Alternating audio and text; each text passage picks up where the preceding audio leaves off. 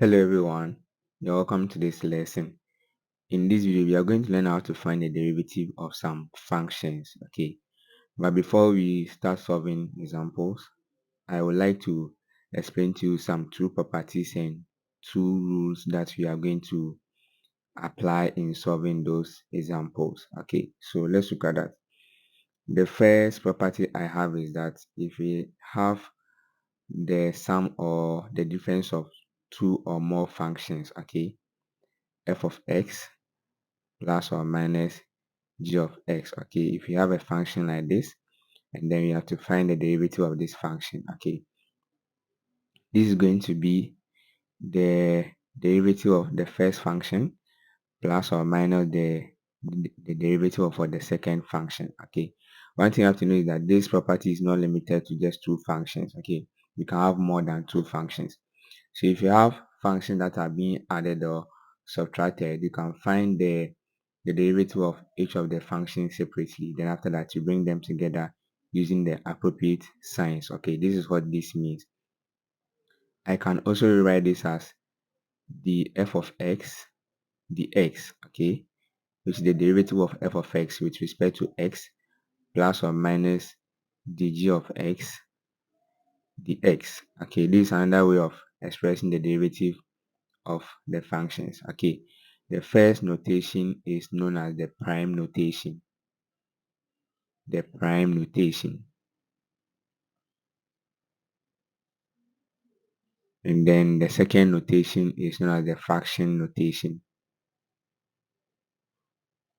The fraction notations. Okay, so any of them that you want, you can express the derivative of the function in that form. Okay, you can use the prime notation or the fraction notation. Okay, all right, and then let's look at the second property. Okay, so the second property says that if you have a constant being multiplied, okay, let's say we have a function that you are multiplying it by a constant. Okay, so you have the constant c multiplying the function f of x. Okay, and then you have to find the derivative of this whole thing. This can be written as c, okay, multiplying, which is the constant multiplying the derivative of what, the function.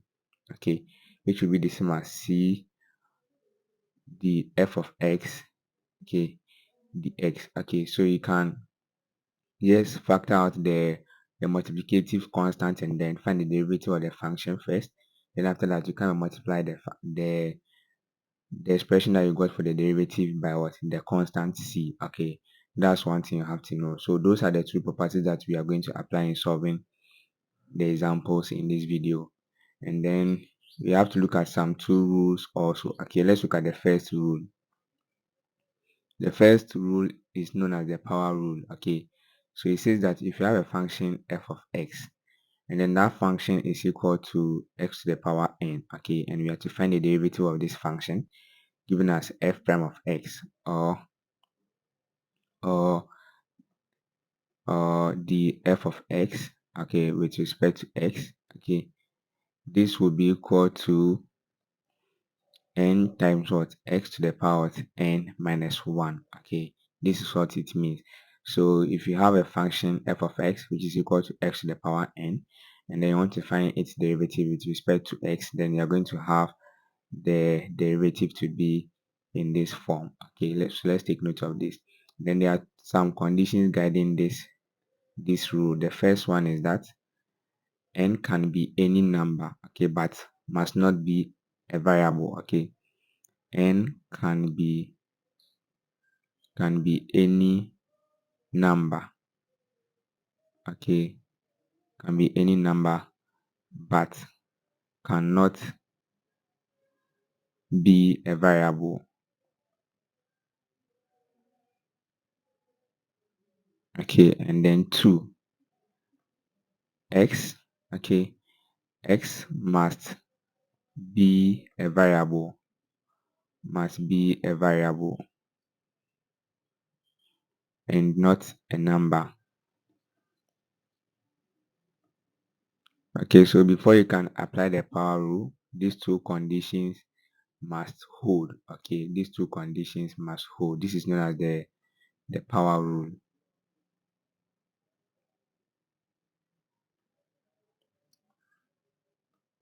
Okay, so now let's look at the second rule that I want us to talk about.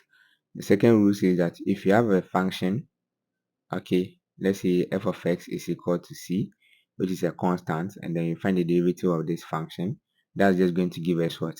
0. Okay, so in this case, the derivative of f of x with respect to x, which will be equal to the derivative of the constant c with respect to x, will be equal to what? 0. Okay, so anytime you find the derivative of a constant, then you have to know that you are going to get your answer to be what? 0. Okay, so I'm going to apply these two properties and two rules. Okay, this is the first property, this is the second, and then you have the first rule here and then the second rule here. Okay, so I'm going to apply all this in solving our examples. Okay, so let's look at the first example that you are going to be looking at.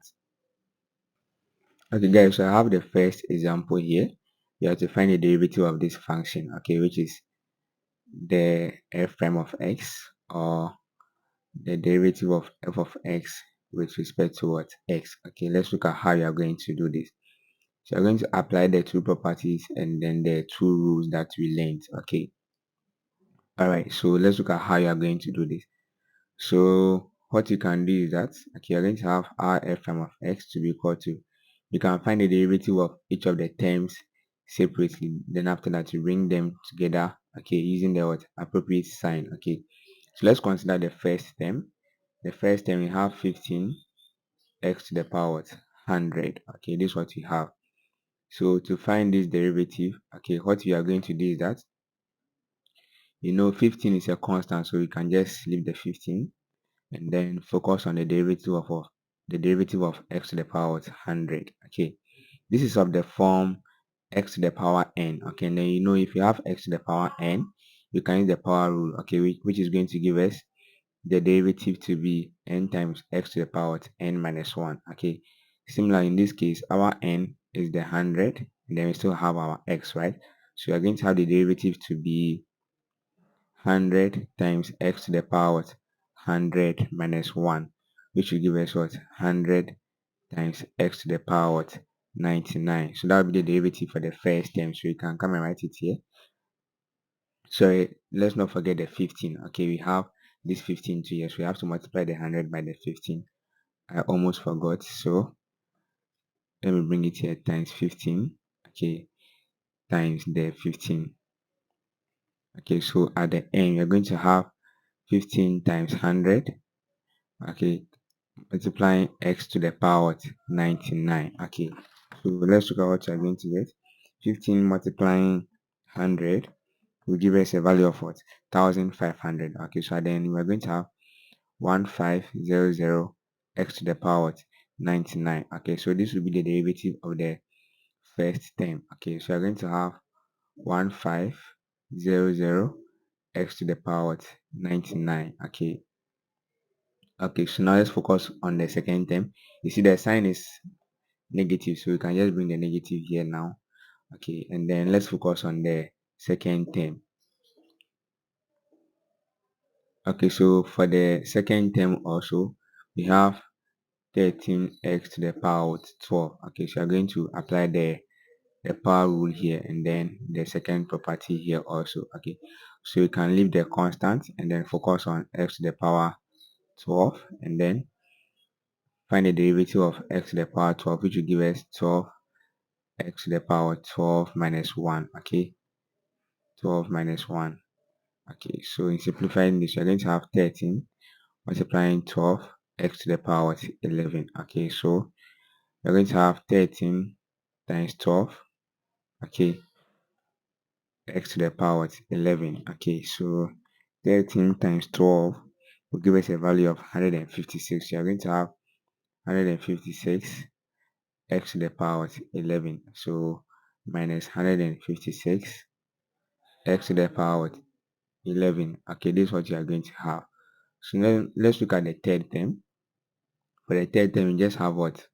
5x. Okay, so you can just put the 5 aside and then focus on the x. Okay, the x is just the same as x to the power 1, and then finding the derivative of this would be 1 times x to the power n minus 1. and then our n in this case is 1, so we're just going to have 1 minus 1, so we're going to have this to be 1 times x to the power 0, and then any number raised to the power 0 is 1, so you're just going to have 1 multiplying 1, which will just give us what? 1. Do you get this? So multiplying that by this 5 that we have here, okay, will be 5 times 1, and then that will give us an answer of what? 5. Okay, so the derivative of 5x will just be what? 5. So you do plus 5. Then the next value is what? 46. Okay, so 46 is just a constant, and then we learned that the derivative of a constant will just give us 0. So the derivative of 46 with respect to x will just be 0. So you're going to have minus what? 0 here. So at the end, f prime of x, okay, will just be equal to 1500 x to the power 99 minus 156 x to the power 11 plus 5. Okay, so this will be our answer. So this is how to apply the properties and then the rules to find the derivative of what? Of a function. Let's take the next example. Okay guys, so I have the second example here. Let's look at how you are going to solve this also. So you have to find the derivative of the function with respect to what? X. Okay, this is the same as me writing f prime of what? X. Okay, so let's take the first term, which is 2x to the power 6. So now you're going to factor out the 2. So you're going to have 2 multiplying x to the power 6. Okay, so now let's find the derivative of x to the power 6 by applying the power rule. Okay, so in doing this, you're going to have 2 multiplying 6x to the power 6 minus 1. Okay, which will be equal to 2 multiplying 6x to the power 5. Okay, so at the end, we are going to have 12x to the power 5 for the first term.